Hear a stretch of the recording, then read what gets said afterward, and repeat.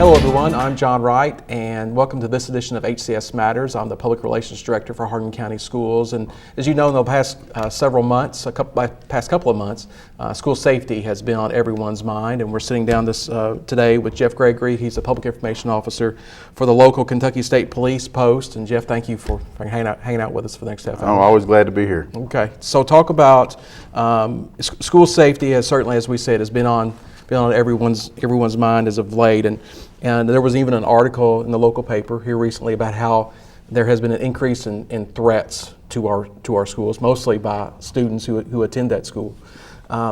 What's the motive behind that? I mean, when you do those investigations, why do you think students are wanting to do that? You know, what we're seeing nowadays is kids being left out of things, and sometimes bullying and different things that can happen at these schools put a lot of pressure on some of these kids that may not fit in with one clique or one group in certain places.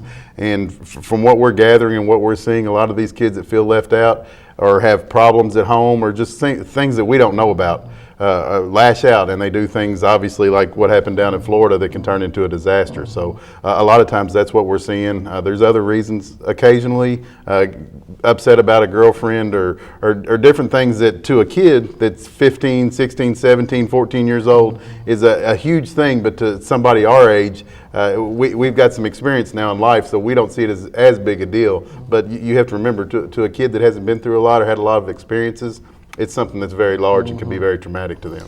I know a lot of people, especially our age, and I'm not trying to date you. I certainly don't mind dating myself, but a lot of people our age think, well, you know, we didn't deal with it that way. We didn't deal with our problems by threatening or bringing a weapon to school. So what's changed? You know, there's several studies going on. It's some things that we're looking at. People want to blame video games. I don't know if that's necessarily the culprit. Could be. The cultures have just changed, it seems like. I don't know that we can pinpoint it exactly right now, sure. But definitely I agree with you. Things have changed. And back when it used to be you got into an argument and you got in a fist fight during recess and somebody maybe got a black eye or a scrape on their face, those days have evolved into kids having knives or waiting till after school and doing things that we never dreamed of even being a possibility. How big is social media? How big is that? A role does that play in what we're seeing with our children? Social media is huge, and you know, when you and I were growing up, if you wanted me to come over, you wanted to play ball, you had to call on the landline, and your parents and my parents answered the phone. They ran me down if I was there. Well, anymore, you know, you have all these kids and I see it from 5th, 6th grade up that have iPhone 6s and 7s, and all they can do is send a text. So they're immediately responding to people. Parents don't know who's calling them. They don't know who their friends are exactly because they're not looking at that phone all the time. So I think social media and cell phones and technology have flipped the script and changed the game big time, because parents, as much as they want to stay involved, they don't always know exactly what their kids are doing because they have that little handheld computer all the time. We'll talk about that. How can parents, and we even had a night where you came and talked to parents about this a couple years ago. How can parents become more involved and know what's going on with their children's social media world? Well, I understand because I have 4 kids, and I know that those cell phones are handy when my kids, you know, I have 18, 13, and twin girls that are 11, and when they're at practice and they have a cell phone, it's handy for me for them to be able to call us and say, hey, it's time to come pick us up or what have you. So there are some great things about it, but on the flip side, what we just talked about, there's also some things that are very scary. There's some things that they can get onto on the internet that obviously they shouldn't be able to look at, people that they're talking to that we may not know about, but back to your original question, the way to monitor that is keep an open dialogue with them. Make sure that they know the dangers of what technology can do and what these cell phones bring to the table, and quite frankly, be vigilant and look at their stuff. I know that may sound intrusive to some of these kids, but if you're there to be their parent and not their friend, grab that cell phone when they're sitting there texting. See who they're texting, what their texts look like, what they're sending to people, what they're receiving. You know, I always tell my kids, don't send a text or anything on social media that you wouldn't be ashamed for the person that you're talking to, for their mom to grab the phone and see. Right. So be intrusive in their lives somewhat. I know that sounds a little harsh to a lot of people, but in my opinion, I think that's the way it has to be. Right. We're there to be their parent, not their friend. That's right. So, and social media has changed. I mean, I don't even think students use Facebook anymore. We talk about ball games and things like that on Facebook. Students don't even do that anymore. They're into Instagram, Snapchat, and maybe some other things that maybe disappear quickly. Sure. So how do you guys, when there's something bad on there or you're trying to chase down, what are some investment? Well, I guess without going into specifics, but how do you track down things and things that would harm a student or? Well, I don't mind to go into specifics somewhat. Okay, good. And when you have small kids, or not small kids, but teenage level kids and higher, I hope you tell them this, whoever's watching and sees me say this, but take Snapchat, for instance. It's however long it's on there, 10 seconds. I'm not even on Snapchat, but my kids are sometimes. It goes away in 10 seconds, but what these kids need to realize is if we come in and get your cell phone, if a child makes a threat, another child sees it, if we need to go and get that cell phone that the threat was made from, we can get that back. Our crime lab, our computer labs, they can pull that back up. People think that once you delete that text or delete that picture, it's gone on a cell phone or a computer. But when we do our narcotics investigations, a lot of times the first thing that we go for is we're trying to get that cell phone before they can do anything to it, damage it to where it's inoperable, because our crime people can get that stuff back. So while it may be gone from the phone, it's still deep down there in several layers. We're able to grab it. Wow, but not a lot of people probably understand that or know that. They probably don't, but it doesn't bother me to say it, because That's right. If you don't do it in the first place, then it's not an issue. Well, let's talk about we first started talking about threats and an increase in threats to our buildings or our students. How serious do you take those? Do you, at the Kentucky State Police, Sheriff Ward, local police agencies, how serious does law enforcement take those threats? Well, normally I wouldn't, but I can speak for the sheriff's offices. I can speak for the municipal police departments, and fortunate around here, we're blessed to have some excellent law enforcement, and whether it be gray, brown, or blue, they're all excellent. And any threat that comes through, especially nowadays with the sensitivity of what we've seen happen, here lately in a lot of these schools in Western Kentucky and in Florida and in some of the other school shootings that we've had, we're going to vet anything that we get immediately.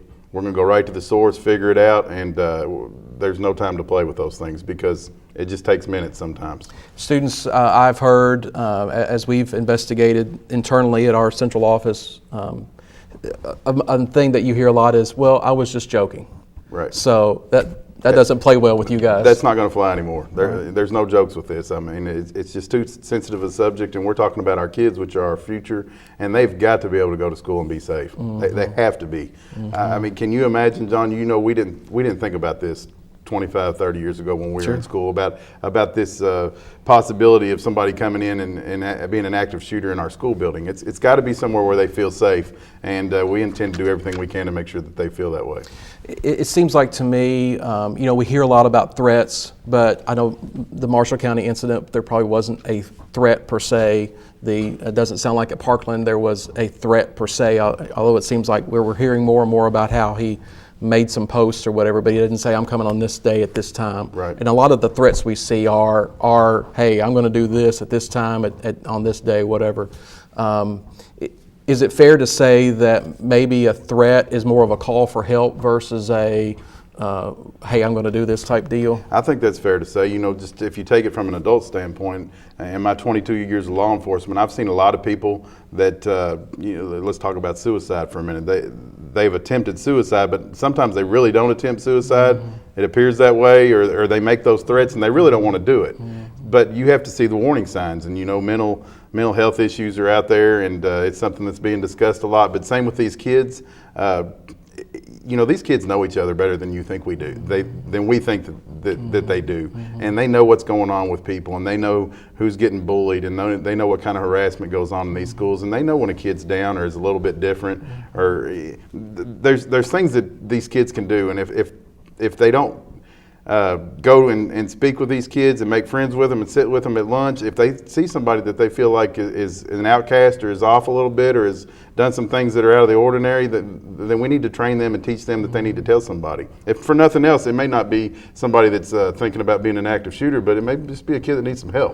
So that's what we need to teach our kids at home. Right. Look for those kind of kids. Be their friend. See if you can get them help. Sounds like just the old-fashioned being kind to one another. Absolutely. Yeah, being kind to one another. So when you hear of a threat, and you've talked a little bit about this, when you hear a threat or find someone that is maybe making a threat, what are some what are some procedures that you guys take from hearing about the threat forward? I mean, from the investigation point to the maybe the judicial Sure. side of it. Well, the first thing, we're either going to hear about it from another student, or we're going to hear about it from the school, Right. or maybe a parent of a child that's seen something on social media. Mm-hmm. That's the way we're going to hear about it. And what we're going to do is we're immediately going to try to locate that person, that child, that kid that we feel like's made the threat, or is feel like is having those kind of thoughts. Whether it be at school, if it is, we're going to contact you guys, and we're going to pull them out. We're going to talk to them. Of course, obviously, the parents are going to be brought in, and depending on what kind of threat they made, or what they're saying, or what the level of it is, there's different ways that we would deal with it from there. From a standpoint of involving the prosecutors and different things like that, or the court designated worker, or the judges, it's just going to depend on exactly what's happened or what they've said. But they can be looking at harassing communications or terroristic threatening charges, and but basically, before anything happens, we want to get them some help. Right. A lot of people ask us, well, what happened to that child? How do I know that threat has been eliminated, or the person making this threat has been eliminated? And then from a school standpoint, we can't talk a whole lot about it. Sure. And because they're a juvenile, you probably can't talk a whole lot about it. So how do you assure parents that everything's okay? Well, you just have to take the child and run them through the appropriate channels, and whether they need discipline at school, or discipline through the court, or mental health evaluation and treatment. We just have to rely on our experts and get them the treatment that the authorities deem appropriate. And right now, hopefully the legislators soon are in the process of looking at some ways that they can help some of these kids or some of these people deal with some of these things. But right now, you just have to take it through the appropriate channels and trust that things are set in place to be able to take care of that. Are schools still a safe place? Schools are a safe place, absolutely. And this area, I've worked all over the state of Kentucky, and Post 4 covers 8 different counties. KSP Post 4 covers 8 different counties. I'm a Hardin County guy, I'm an E-Town guy. Our school districts are outstanding. They are. We work with you all, we work with E-Town Independent Schools.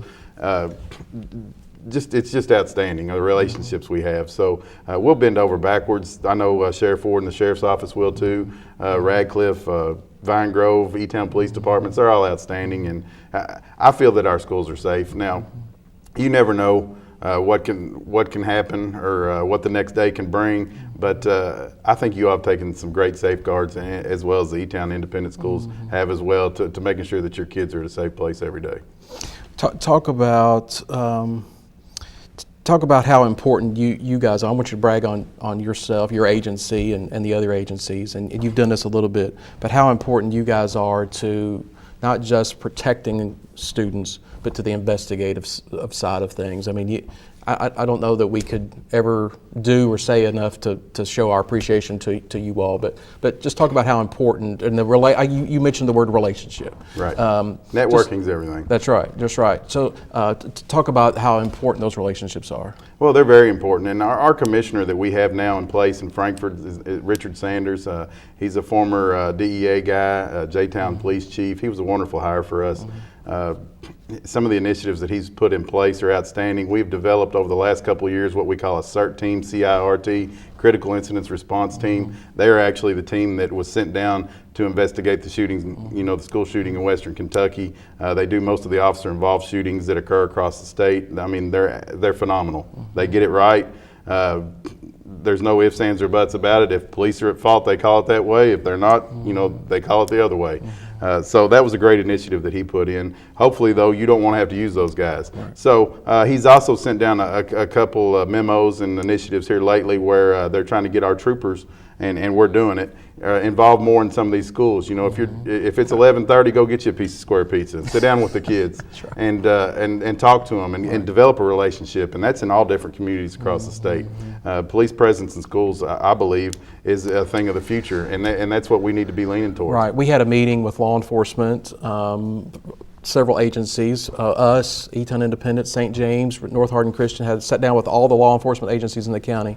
And Jeff, that's one thing they talked about was what they're really going to start pushing officers to do is go into schools, right. as you said, have that piece of square pizza and have lunch with them. I know when I was a kid, if I saw a police officer walk into my building, I would be a little bit on edge. Yeah, you wondered who was in trouble. Yeah, that's right. That's right. We need to get past that. That's right. So talk about that. How do we get past that? And when we see blue, gray, or brown walk into our schools, it's okay. Sure, and that's the kind of relationships that we want to forge. We want the kids to know that we're their friend. I tell you, my wife is a kindergarten teacher at Panther Academy, and I went and I read a book, Dr. Seuss, to them a couple weeks ago to her class. And when I go into classes like this, I often ask the kids, and they're 5-year-olds, but even on up through junior high, I'll ask them, tell me a few things that you all think the police officers do. And it's really sad, John, because a lot of them will raise their hand, and I'll call on them, and they'll say shoot people, or they'll say arrest people, or take my dad to jail, or beat people up, or tase people. And the only thing that we want them to know that we're here for is to help. That's right. We're here to help. And we can make things happen. And if you're having a problem, we can help you. And I tell them all the time, hey, if you see me out or you see any of these other officers out, troopers out, give them a hug, give them a high five, because we don't want to take people to jail. I mean, that's not what we come out and go in service for every day. We look for ways to help.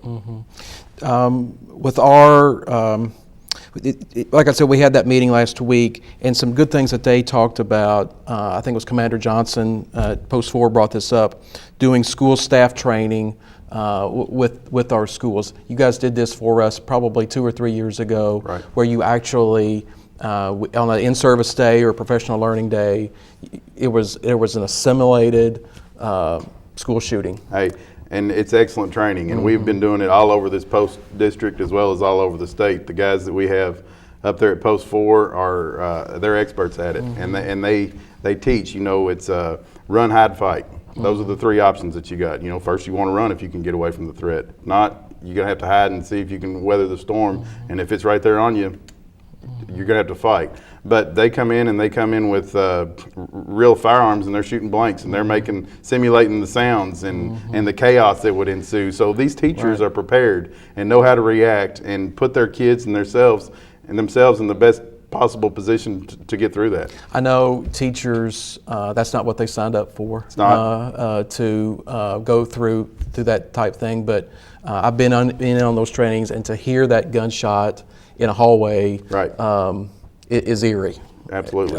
So talk to staff that are watching this about, they say, look, I didn't sign up for that. So how do I protect my kids in my classroom? Well, to have your administrators get you this training is a good start, and that'll teach you to be able to handle the situation the best that you can with what you have. Now, I may be jumping ahead here, and I know people have talked about arming teachers and more school resource officers. I don't know what the answer is. I'll be honest with you, I don't even know. I'm not speaking for the state police, because I don't even know what their stance on it is for sure, because it's still so fresh and so new. That's something for the legislators to figure out, but we've got to do something. I do like the idea personally of more school resource officers, and I know that's draining on city budgets and county budgets and school district budgets that you all have had a real hard time with lately. But we can't put a price on what our kids are worth. That's right. So we've got to figure that out, and we got to figure it out soon, if nothing else, to give the kids and the parents that send their kids to school peace of mind. Well, you talked about school district resource officers, and I don't think it's been in the news near enough, but there was a shooting in Maryland, I believe, right, where the school district resource officer, or the school resource officer took out the threat. And I'm sure that I would almost bet that this resource officer knew that student, right, maybe even had a relationship with that student. And that's hard. And talk about that. Talk about the difficulty of that. Well, that's why it would be hard to arm teachers in a lot of ways. Obviously, if they ever got to the point where they're arming teachers, it would have to be teachers that volunteered to do that. They would have to have extensive training and be comfortable with maybe having to shoot at one of your own kids, which, God forbid, that's just hard for us to even believe or even talk about.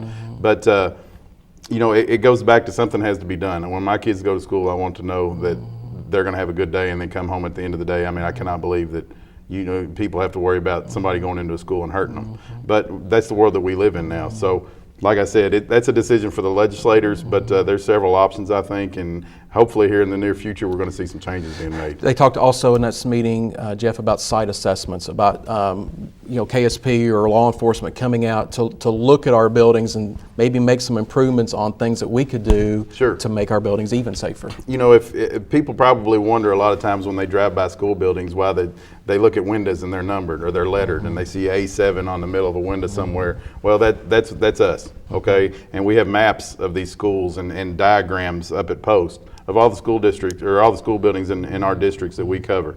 And so that way when we respond, if somebody says, hey, there's a problem in A7, we know by looking at that window what room it is. And so that's some of the things we do. We need to start securing some doors, but you start running into fire code problems when you do that a lot of times. So it's a balancing act between fire safety and student safety as far as who's getting in the building. But I think if you remember when we were in elementary school, anybody walked in the building. Sure. Now they don't. I mean, at least you have locks on front doors, and I go to your all's buildings, I have to hit a buzzer. Heck, I'm in uniform, they make me identify myself before they let me in. But I think school resource officers, in my opinion, just my opinion alone, are the answer for the most part, because this is hard to say, but anybody that's determined and committed to commit that kind of crime, there's going to be some problems right off the bat. But what a school resource officer can do is when he can challenge the threat, he can hold that person down and restrict their movements to a confined area until help comes and we can get other people out of the building. Instead of what you had in Florida, a guy walking around with an AR-15 shooting anybody that he saw. Nobody was restricting his movement, so he went anywhere he wanted. I'm not saying that on the front end that there won't be some casualties or some injuries, but it won't be 17 kids. You know what I mean? One's too many, but 17 is way too many. Right. In the training, and kind of going back to that, you talk about fight, and I heard you say run, hide, fight. And so what are some things that someone can do to fight that person off? If they're not armed, what can they do to fight that person off? Well, what our troopers teach these teachers that are in their classrooms and administrators is you have weapons there. It may not be a formal weapon like a gun or a knife, but there's a stapler sitting on your desk. There's a chair sitting there that you can hit somebody with or throw at them, anything, because the people that go into these schools, studies show, they're looking for a soft target. They're looking for somebody that's just going to cower up and take whatever they have to give them. They're not going to fool with locked doors very often or for very long.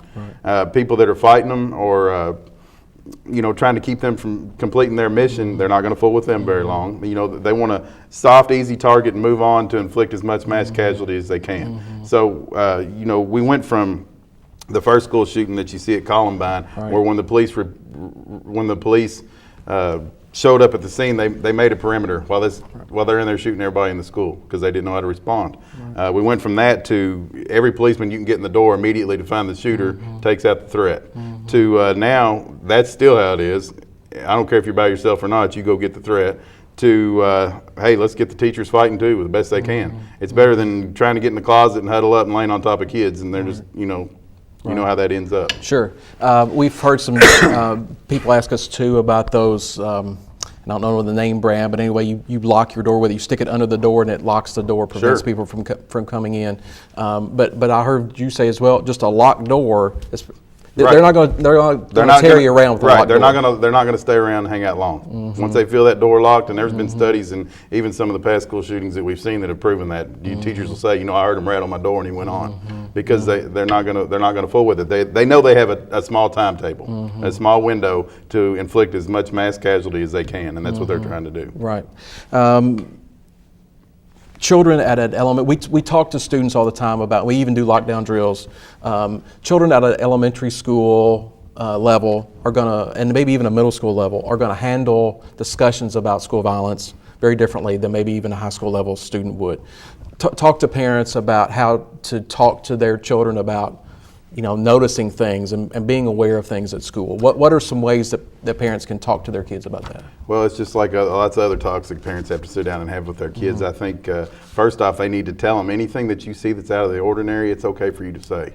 And there's nothing wrong with that, and there's nothing wrong with being scared. But we're at a time now where anything that they feel uncomfortable with, they need to talk to an adult with about. Whether it be a school administrator, a teacher, a parent, an uncle, aunt, they need to feel safe and be able to talk about it. But parents are going to have to lead them a little bit and tell them some of the things that they mean. And so if they see a friend that's brought a knife to school, they need to tell them, look, if you see somebody that has something that's not safe or it's dangerous, an instrument or even a weapon, you need to tell somebody immediately. And that means bus driver, custodian, Anybody, child nutrition worker. Absolutely. And you know the old saying, snitches get stitches. You know, kids say things like that. Nobody wants to be a rat, but we're past that. You know, and they need to make sure that they know. Don't tell on each other for everything, but that we're way beyond the cutoff point on that one. We need to know about it. And I guess I'm asking you to help us with this next question.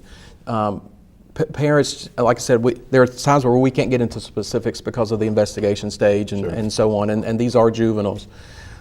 Talk about how they just need to trust. And, you know, when they hear something and know that they have to know that we're going to take care of it, you guys are going to take care of it, and they just have to trust. That's exactly right. You know, we're trained for it. You guys are trained for it.